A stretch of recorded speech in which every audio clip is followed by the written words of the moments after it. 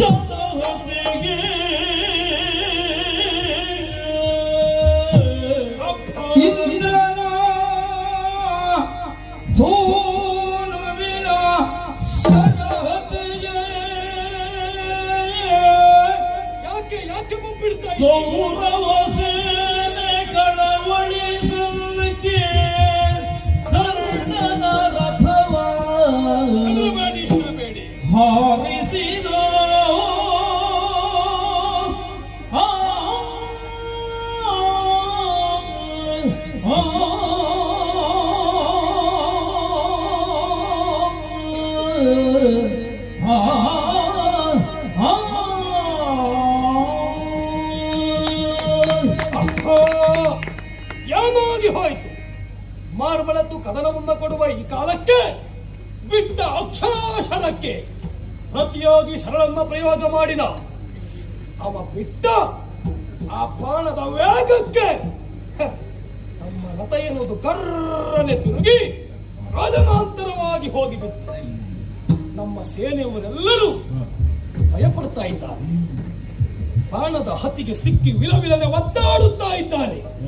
ನೋವಿನಿಂದ ನರಳುತ್ತಾ ಇದ್ದಾರೆ. ನರಳುವವರಿಗೆ ಧೈರ್ಯವನ್ನ ಕೊಡದಿದ್ದರೆ ಸೇನೆಯವರು ಮತ್ತೆ ಇಲ್ಲಿ ನಿಲ್ಲುವ ಪ್ರಶ್ನೆ ಇಲ್ಲ. ಹಾಗಾಗಿ ಯಾರೂ ಮಾಡಬೇಡಿ. ಕ್ಷಣದಿ ನಾನಿದ್ದೇನೆ. ಭಾನುಸುತನ ಕ್ಷಣದಿ ತನ್ನಯ ಸೇನೆಗೆ ಭಯವ ಕೊಟ್ಟು ರಥವನು ದಾನವಾರಿಯ ಮುಂದೆ ಸಂತೈಸಿದನು. ನಿಮಿಷದಲ್ಲಿ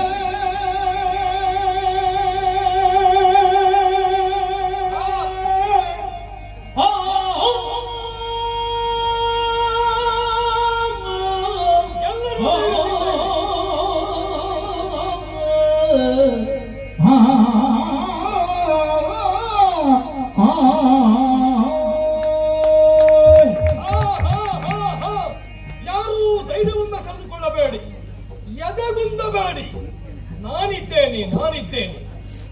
ಎಲ್ಲ ಧೈರ್ಯದಿಂದ ಬಂದು ಸೇನೆಯವರು ಹೇಗೆ ಸಜ್ಜಾಗಿ ನಿಲ್ಲಬೇಕು ಅದೇ ರೀತಿಯ ಯಥಾಸ್ಥಾನದಲ್ಲಿ ನಿಂತುಕೊಳ್ಳಿ.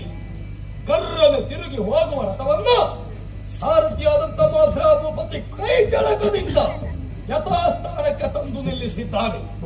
ಇಷ್ಟಕ್ಕೆ ನಿಂತರೆ ಕರ್ಣನ ಯೋಗ್ಯತೆ ಎನ್ನುವುದು ಎದುರಾಳಿಗಳಿಗೆ ಅರ್ಥ ಆಗುವುದಿಲ್ಲ. ಅರ್ಥ ಆಗಬೇಕು ಅಂತಾದ್ರೆ ಇವರೆಲ್ಲರನ್ನ ಸಂತೈಸಿದ ಹಾಗೆ ಸಮೀಪಕ್ಕೆ ಬಂದ ತನ್ನ ರಥವನ್ನ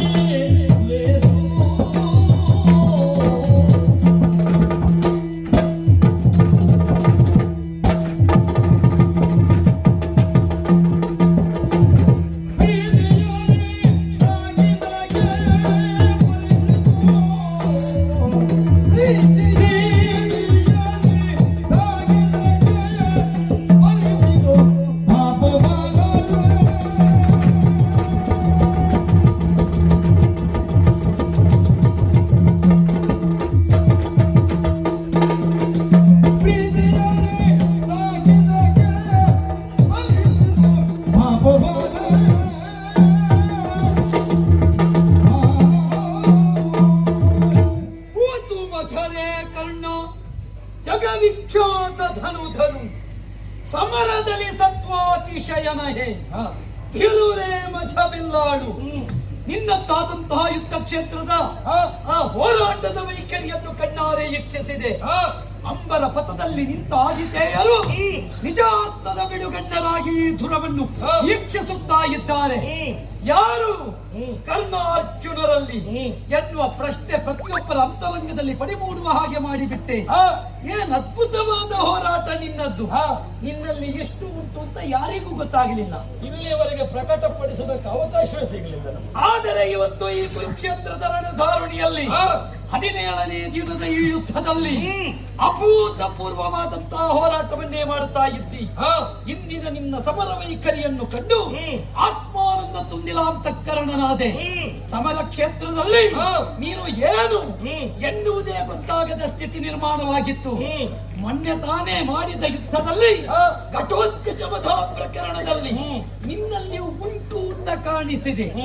ಆದರೆ ಇನ್ನೂ ಇರ್ಲಿಕ್ಕಿಲ್ಲ ಅಂತ ಭಾವಿಸಿದವರಿಗೆ ಈಗಲೂ ಉಂಟು ಅಂತ ಇವತ್ತಿನ ಸಮರದಲ್ಲಿ ಕಾಣಿಸಿಕೊಟ್ಟೆ. ಇಂದು ನಿನ್ನದ್ದಾದ ಹೋರಾಟದ ವೈಖರಿಯನ್ನು ಕಂಡವ ನಾನು. ಏನೆಯ ಜಾತಿ ಕರ್ಮವೇ ಮೂಲವಾದದ್ದು ಅಂತ ಕಾಣಿಸಿಕೊಟ್ಟೆ. ನಿಜವಾಗಿಯೂ ಸೂತರ ಮನೆಯಂಗಳದಲ್ಲಿ ಬೆಳೆದ ನೀನು ಸೂತನೆ ಎನ್ನುವ ಪ್ರಶ್ನಾರ್ಥಕ ಚಿಹ್ನೆ ಪ್ರತಿಯೊಬ್ಬನ ಅಂತರಂಗದಲ್ಲಿ ಅನಾವರಣಗೊಳ್ಳುವಂತೆ ಮಾಡಿದೆ. ನಿಜವಾಗಿಯೂ ಹೇಳುತ್ತೇನೆ ಕರ್ಣ, ಇಂದಿನ ನಿನ್ನ ಸಮರ ವೈಖರಿಯನ್ನು ಕಂಡ ನಾನು ಹೇಳ್ತಾ ಇದ್ದೇನೆ, ಕೌರವನ ಅನ್ನದ ಋಣ ತೀರಿತು. ಮಾತ್ರವಲ್ಲ, ನಿಜವಾಗಿಯೂ ನೀನು ಸಾಮಾನ್ಯನಲ್ಲ, ನೀನು ಮಹಾರಥಿ ಕರ್ಣ, ಮಹಾರಥಿ ಕರ್ಣ, ಮಹಾರಥಿ ಕರ್ಣ. ದೇವರ ಪ್ರಸಾದ ತುಂಬು ಮನಸ್ಸಿನಿಂದ ಸ್ವೀಕಾರ ಮಾಡ್ತೇನೆ.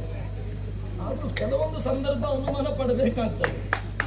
ಈ ದೇವರು ನಮ್ಮನ್ನು ಹೊಗಳುತ್ತಾರೆ ಅಂತ ಆದ್ರೆ ಯಾಕೆ ಹೊಗಳುತ್ತಾರೆ ಅಂತ. ಆದ್ರೆ ಸಮರ ಕ್ಷೇತ್ರದಲ್ಲಿ ಎಲ್ಲರ ಸಮ್ಮುಖದಲ್ಲೇ ಹೊಗಳಿದ್ದೇವೆ. ನಿಮ್ಮನ್ನ ಕಟ್ಟುವ ಪ್ರಯತ್ನ ಮಾಡಿದರೆ ಯಾರಿಗೂ ಕಟ್ಟುವುದಕ್ಕಾಗುವುದಿಲ್ಲಂತೆ. ಮಾತಿನಿಂದಲೂ ಕಟ್ಟುವುದಕ್ಕಾಗುವುದಿಲ್ಲ.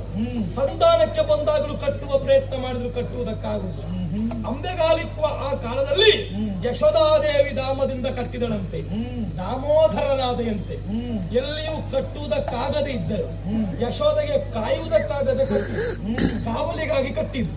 ಅಲ್ಲೂ ಕಾವಲಿ ಕಟ್ಟಿ ಆದದ್ದೇ ಬಿಟ್ಟರೆ ನೀನು ಕಟ್ಟಲಿಕ್ಕಾಗಿಲ್ಲ. ಇಲ್ಲಾದದ್ದು ಅದೇ ಅಂತ ಕಾಣ್ತದೆ. ಮಾತಿನಿಂದ ಉಳಿದವರನ್ನ ಕಟ್ಟಿ ಉಳಿದವರ ಮನಸ್ಸಿಗೆ ತಟ್ಟುವ ಹಾಗೆ ಪ್ರಸಾದ ರೂಪದ ಅನುಗ್ರಹ ಆಯ್ತಲ್ಲ. ನಾಥನಾಗದೆ ವಿಶ್ವನಾಥನೇ ಆಗಿದ್ದೇನೆ. ಖಂಡಿತವಾಗಿ ನಮಗೆ ಬೇಕಾದದ್ದು ಅದೇ. ವಿಶ್ವನಾಥನೂ ಆಗಿದ್ದೀಯ.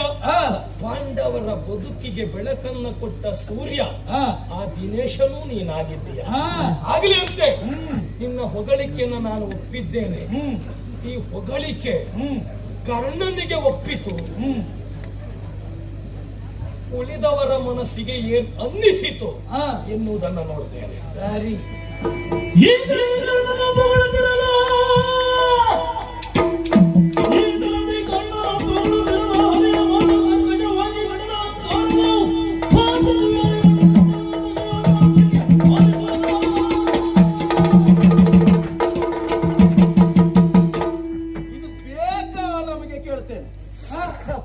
ಅಲ್ಲದೆ ಇದ್ರೆ ನಮ್ಮಲ್ಲಿದ್ದವರು ಎಷ್ಟೇ ಕ್ಷೀಣ ಬಲರಾಗಿರ್ಲಿ, ಇದರಿಗಿದ್ದವರು ಎಷ್ಟೇ ಬಲಾನ್ವಿತರಾಗಿರ್ಲಿ, ನಮ್ಮವರ ಸಮ್ಮುಖದಲ್ಲಿ ಅವರನ್ನು ಹೊಗಳಬಾರದು. ಹೊಗಳಿದ್ರೆ ಏನಾಗ್ತದೆ? ಮೊದಲೇ ಕ್ಷೀಣ ಬಲ ಎನ್ನುವಂತಹ ಭಯ, ಜೊತೆಗೆ ನಮ್ಮವರೇ ನಮ್ಮನ್ನ ತೆಗಳಿದ್ರೆ ಮತ್ತೆ ಮುಂದೆ ಹೋಗ್ಲಿಕ್ಕೆ ಆಗ್ತದಾ? ಇಲ್ಲ.